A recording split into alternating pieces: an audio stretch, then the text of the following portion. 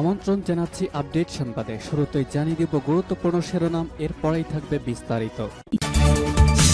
মার্কিন যুদ্ধজাহাজে জোড়া ballistic missile ক্ষেপণাস্ত্র নিক্ষেপ করল হুতি বিদ্রোহীরা।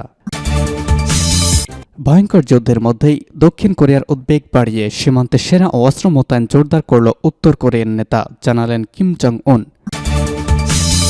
এদিকে মানসেনা যুদ্ধবিরতি, পশ্চিম তীরে আরও ৮ জনকে হত্যা করে মারল ফিলিস্তিনি এবং গাজায় এক।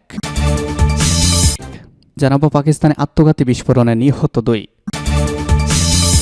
সর্বশেষ রয়েছে যুদ্ধবিরতি ২ দিন বর্ধিত করতে সম্মত হল হামাস ইসরায়েল, এবং তারপরে যা থাকবে সম্পূর্ণ বিস্তারিত প্রতিবেদন। শুনছিলেন সংবাদ শিরোনাম, এখন বিস্তারিত। তার আগে অনুরোধ থাকবে ভিডিওতে একটি লাইক দিন এবং কমেন্টস করে জানিয়ে দিন কোন জেলা থেকে বা কোথা থেকে আমাদের সঙ্গে যুক্ত রয়েছেন। মার্কিন যুদ্ধজাহাজে জোড়া ব্যালিস্টিক মিসাইল নিক্ষেপ করল হুথি বিদ্রোহী।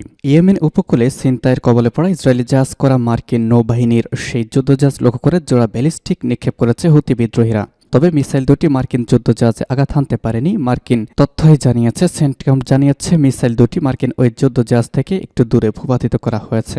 একই সঙ্গে এই ঘটনার যুদ্ধজাহাজের কোনো ক্ষয়ক্ষতি বা আহত হওয়ার ঘটনা এখন পর্যন্ত জানা যায়নি। এর আগে ইয়েমেন উপকূলে সশস্ত্র ব্যক্তিদের দ্বারা জব্দ হওয়া বাণিজ্যিক জাহাজটির বিপদকালীন ডাকে সাড়া দিয়ে সেটিকে উদ্ধার এগিয়ে যায়। এরপরে জাহাজটি উদ্ধার করে নিরাপদে নেওয়া হয়, মার্কিন নৌবাহিনী দাবি করেছে।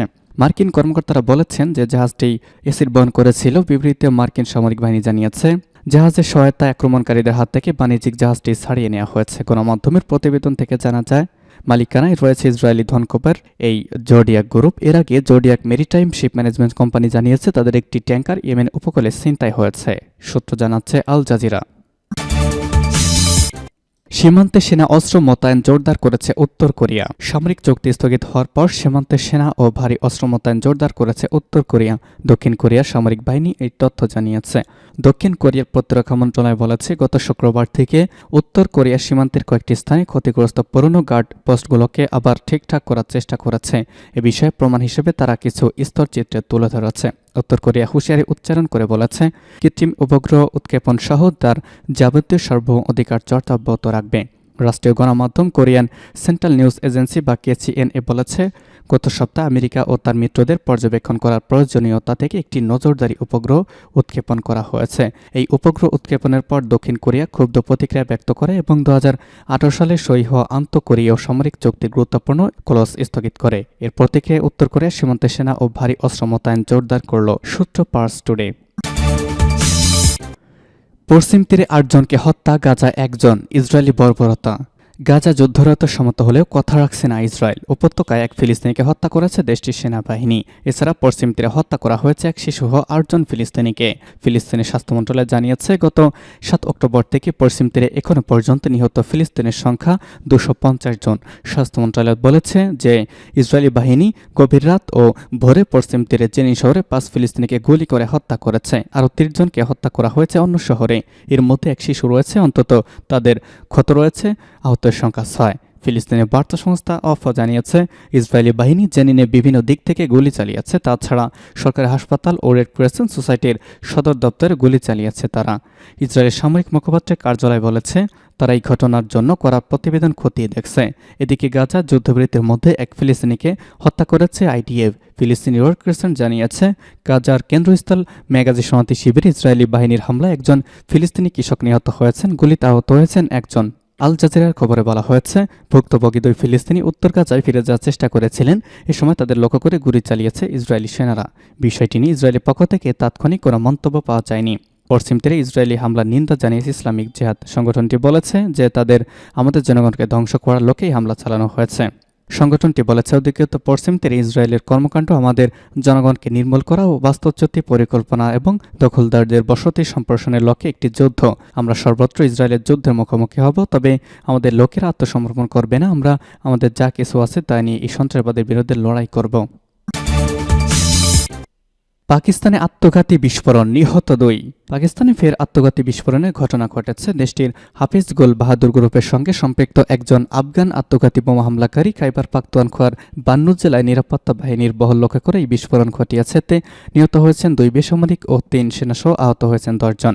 পাকিস্তান সেনাবাহিনী মিডিয়া শাখায় কথা জানিয়েছে খবর জিও নিউজের। ইন্টারসার্চ পাবলিক রিলেশনস বলেছে, একটি মোটরসাইকেল বাই আত্মঘাতী বোমারু ধাক্কা বেলায় এলাকায় দুর্ভাগ্যজনক ঘটনাটি ঘটেছে। আহতদের মধ্যে 7 জন বেসামরিক এবং 3 জন সেনা। এলাকার সন্ত্রাসীদের নির্মূল করার জন্য অভিযান চলছে। বোমা হামলার পেছনে নিষিদ্ধ তেহরিক-ই-তালেবান পাকিস্তানের টিটিপি একটি দল জড়িত বলে জানা গেছে। সাম্প্রতিক মাসগুলোতে পাকিস্তান সন্ত্রাসবাদের ঊর্ধ্বগতির সম্মুখীন হয়েছে। টিটিপি অন্যান্য জঙ্গি সংগঠনগুলোর নিরাপত্তা বাহিনীর বিরুদ্ধে তাদের তৎপরতা জোরদার করেছে। Centre for research and security studies অক্টোবরে প্রকাশিত একটি প্রতিবেদনে উল্লেখ করেছে, নিরাপত্তা বাহিনী 2023 সালের প্রথম 9 মাসে কমপক্ষে 386 জন কর্মীকে হারিয়েছে, যা 8 বছরের সর্বোচ্চ। খাইবার পাখতুনখোয়া এবং বেলুচিস্তান ছিল সহিংসতার প্রাথমিক কেন্দ্র। এই সময়ের মধ্যে রেকর্ড করা সমস্ত প্রাণহানি প্রায় 94% এবং 89% আক্রমণ, সন্ত্রাসবাদ ও নিরাপত্তা বাহিনীর অভিযান সহ রেকর্ড করা হয়েছে। চলতি বছরের সেপ্টেম্বরে পররাষ্ট্র দপ্তর আফগানিস্তানের সন্ত্রাসীদের মাধ্যমে পাকিস্তান ও তার নিরাপত্তা সংস্থাগুলোতে আক্রমণ করার জন্য উন্নত অস্ত্র ব্যবহার করা নিয়ে উদ্বেগ প্রকাশ করেছিল। এবং সর্বশেষ জানিয়ে দিব, যুদ্ধবিরতি 2 দিন বর্ধিত করতে সম্মত হল ইসরায়েল হামাস। গাজার চলমান 4 দিনের যুদ্ধবিরতি আবারও 2 দিনে বর্ধিত করতে সম্মত হল বিবাদমান দুই পক্ষ। ফিলিস্তিনি স্বাধীনতাকামী সংগঠন হামাস এবং ইসরায়েল যুদ্ধবিরতি 2 দিন বর্ধিতকরণের বিষয়টি নিশ্চিত করেছে। দুই পক্ষের মধ্যে মধ্যস্থতাকারী দেশ কাতার। দেশটির পররাষ্ট্রমন্ত্রীর মুখপাত্র মাজেদ আর আনসারি আজ সামাজিক যোগাযোগ মাধ্যম এক্স সাবেক টুইটার বলেছেন, চলমান বিবাদে মধ্যস্থতাকারী হিসেবে কাতার নিশ্চিত করেছে চলমান মধ্যস্থতার অংশ হিসেবে গাজা উপত্যকায় অতিরিক্ত 2 দিনের জন্য মানবিক যুদ্ধবিরতি কার্যকর থাকবে। গত 7 অক্টোবর ইসরায়েলি ভূখণ্ডে ঢুকে হামাসের হামলা চালানোর পর সংগঠনটির বিরুদ্ধে যুদ্ধ ঘোষণা করে ইসরায়েল সরকার।